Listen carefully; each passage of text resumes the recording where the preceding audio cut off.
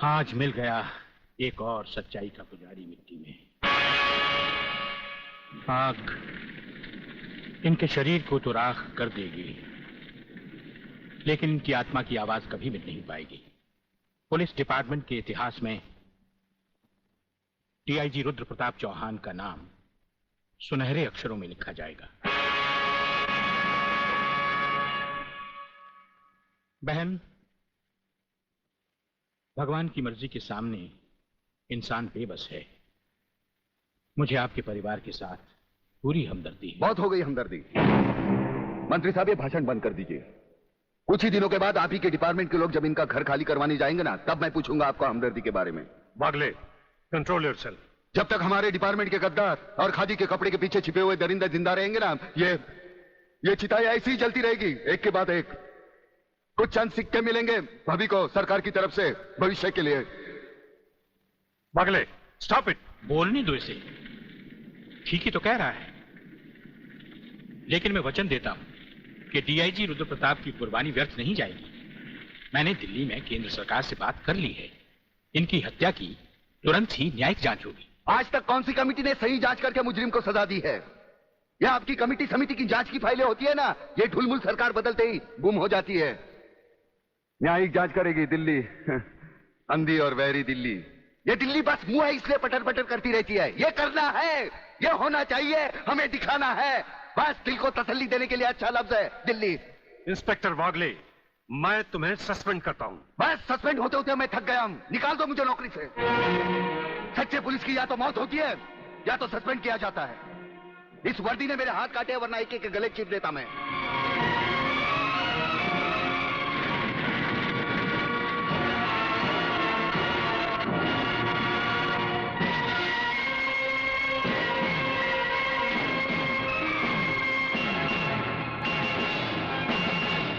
आप सब अच्छी तरह से सुन लें कि आज की इस मीटिंग के बाद मैं इस मामले में और कोई मीटिंग नहीं बुलाऊंगा।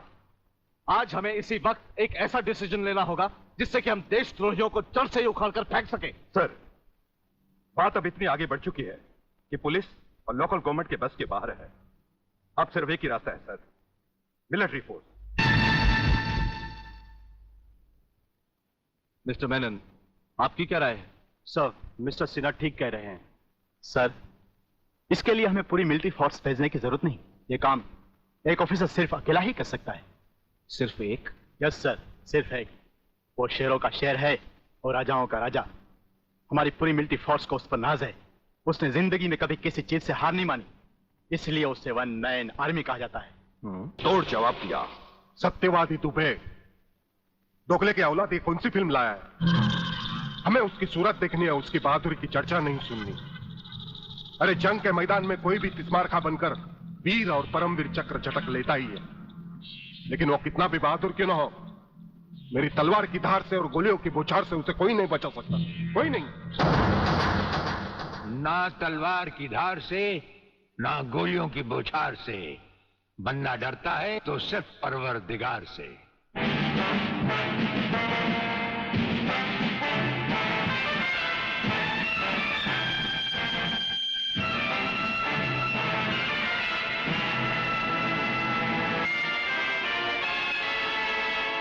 ब्रिगेडियर सूर्यदेव सिंह?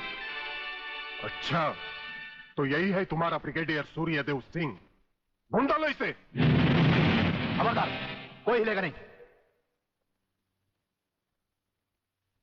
हमारे कमांडोज ने तुम्हारे सब साथियों को घेर रखा है।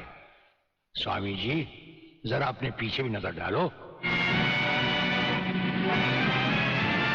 ये कमांडो बड़ा खतरनाक है। तुम्हारा बाप है, पत्ता हिलने से पहले ही पेड़ काट डालता है। तुम्हारी भलाई अब इसी में है कि बिना हिले जुले खामोश खड़े रहो।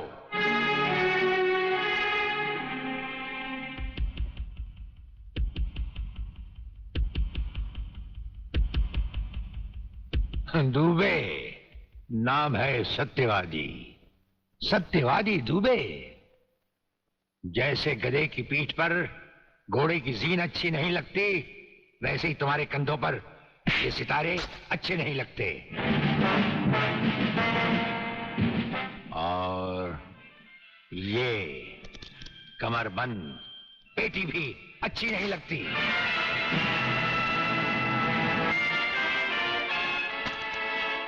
अब वो कसम याद करो जो तुमने खाई थी ये वर्दी पहनने से पहले। हम कसम खाते हैं कि हम पूरी ईमानदारी और वफादारी से देश और कानून की रक्षा करेंगे।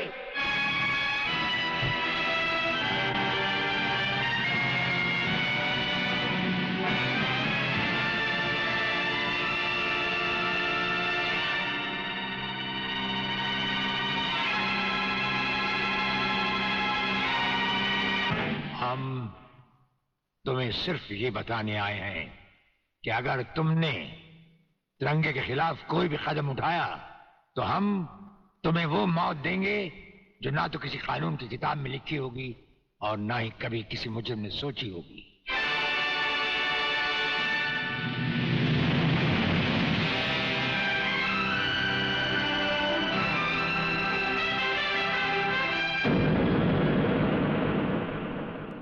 Hello, inspector Wagle speaking. No, suspended inspector Shivajirao Wagle speaking. Sir, DSP साहब ने आपको अर्जेंट बुलाया है, कल से ड्यूटी ज्वाइन करनी है। फिर इंस्पेक्टर वागले, तुम्हें शायद मालूम नहीं कि तमाम पुलिस ऑफिसर्स की फाइल्स देखने के बाद ब्रिगेडियर सूर्यदेव सिंह ने सिर्फ तुम्हें चुना है। सर, अब तुम दोनों को मिलकर काम करना है, लेकिन तुम पूरब हो तो वो पश्चिम है। इसलिए सीनियर ऑफिसर होने के बावजूद मेरी तुमसे रिक्वेस्ट है कि ब्रिगेडियर सूर्यदेव सिंह के साथ मिलकर जो भी खेल खेलना हो, शांति और ठंडे दिमाग से खेलना। सर,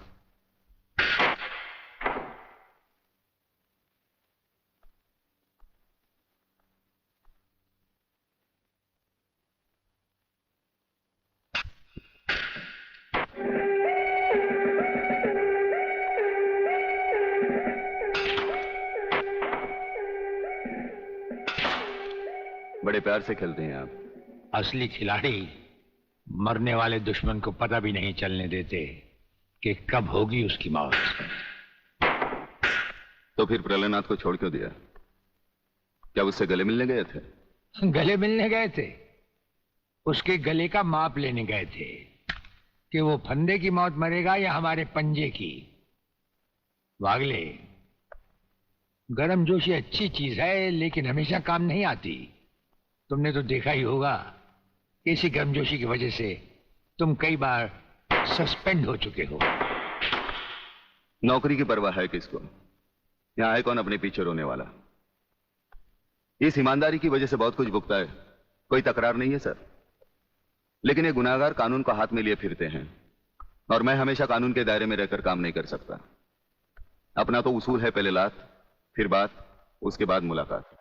भाई वागले, अपना तो उसूल है, पहले मुलाकात, फिर बात, और फिर अगर जरूरत पड़े तो लात।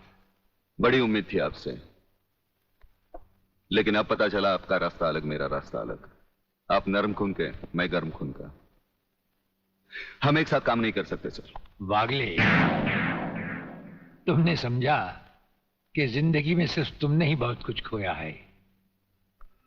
इस इंसान को देखो, जब चाहता एक घर बसा सकता था, लेकिन नहीं, इस अकेली जान को हमने अपने देश के लिए उठा रखा है। दोनों का मकसद एक है, मंजिल एक है, सिर्फ रास्ते अलग अलग हैं। नहीं वागले, हमारे रास्ते भी एक हैं, मंजिल भी एक है। और फिर इतनी बड़ी दुनिया में तुम्हारा कौन है? कोई भी नहीं, सिवाय फर्ज के। इस दुनिया में हमारा कौन है? कोई भी नहीं, सिवाय फर्ज के। अगर फर्क है तो सिर्फ सोचने के ढंग में और काम करने के तरीके में। अब हमें इस फर्क को मिटाते हुए ये युद्ध एक साथ लड़ना होगा।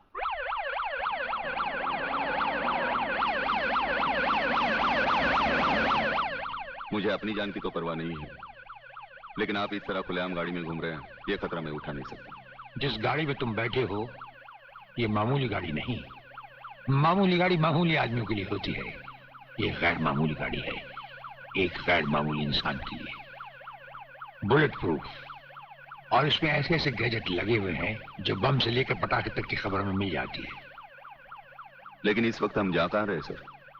गाड़ी रुकने पर तुम्हें खुद ब खुद पता चल जाएगा।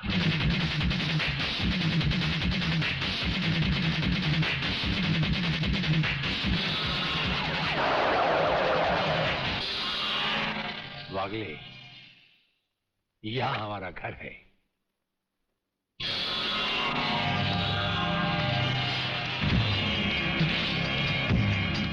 यहाँ तो सिर्फ चारों तरफ जंगल ही जंगल नजर आ रहा है। रहने की तो कोई जगह ही नजर नहीं आ रही। अभी नजर आ जाएगा। बहादुर,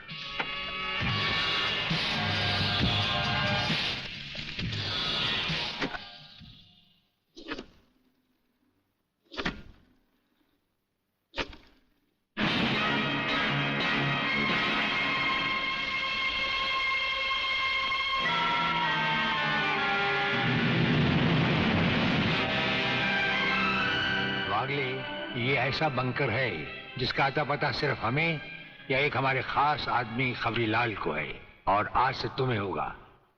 ये इतना मजबूत है कि इस पर ना तो कोई हवाई हमले का असर हो सकता है और ना किसी बम या बारूद का। दुश्मन तो क्या, हमारी इजाजत के बगैर परिंदा भी पर नहीं मार सकता। वागले आओ, अब हम तुम्हें अपने बंकर से वाकिफ करवाएं। ये रहा हमारा ट्रांसमीटर सेक्शन। यहां से हम हिंदुस्तान के किसी भी मिनिस्टर से जब जी चाहे हॉटलाइन पर बात कर सकते हैं, लेकिन आसमान वाले ने चाहा तो इसकी जरूरत कभी नहीं पड़ेगी। हम अकेले ही तुम्हारे साथ वागले सब कुछ संभाल लेंगे।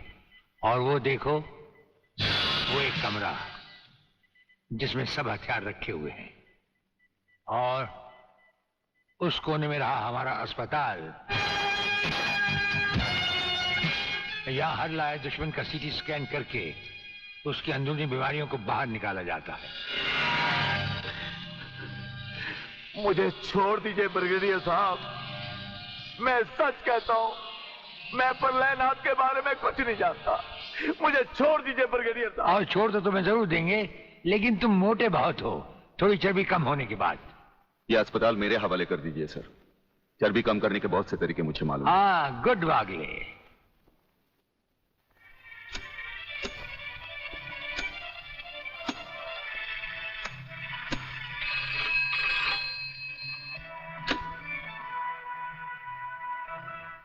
नमस्कार सर, मैं खबरीलाल बोल रहा हूँ। ओ खबरीलाल, आज के मुख्य समाचार ये हैं कि प्रलयनाथ गुंडा स्वामी ने खतरनाक किलर बब्बन खूनी को आपको खत्म करने के लिए एक बहुत बड़ी सुपारी दी है। हमारे नाम की सुपारी खाने वाले को जिंदगी भर दांत चबाने पड़ेंगे। ये हमारे नाम की सुपारी खाने वाले चमगादड़ के खाने पीने का ढाबा कहाँ है खबरीलाल? शहर से 40 मील दूर काली पहाड़ी के पीछे उसका एक अपना बहुत बड़ा मैंगो फार्म है। आज के समाचार समाप्त हुए।